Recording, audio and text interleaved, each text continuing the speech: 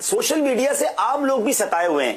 آج کل سب کے پاس کام کوئی نہیں ہے تو بس سب کے موبائل بھر رہے ہیں, میسج پہ میسج ہیں.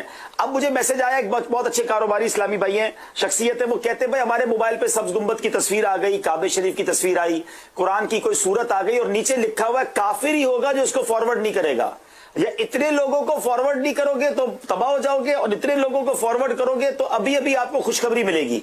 اچھا نہیں کرے گا تو وہ یہ ہوگا, عاشق رسول ہو تو فارورڈ کرو ورنہ تمہارا عشق نہیں ہے. اب بندہ بولے کہ یار وہ عام لوگ گھبرا جاتے ہیں بیچارے, تو یا کیا یہ ایسا میسج کرنا چاہیے اور جس کو ملا اس کو فارورڈ کرنا ضروری ہو جاتا ہے؟ یہ بھی ایک رہنمائی کر دیں. ایسا میسج کرنے والا تو معاذ اللہ کافر ہو جاؤ گے, یہ تو توبہ استغفر اللہ, بہت ہیوی بات ہے. آخرت میں مارے جاؤ گے, تم پر کہیں پلٹ نہ پڑے کفر.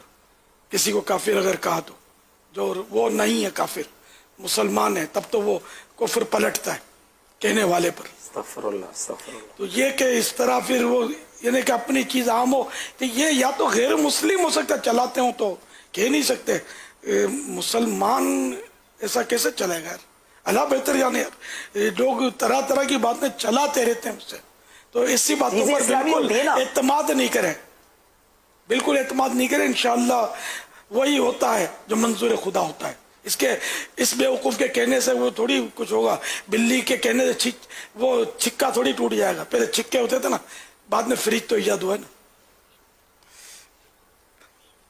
کچھ نہیں ہوتا انشاءاللہ اس کے اس طرح لکھنے سے.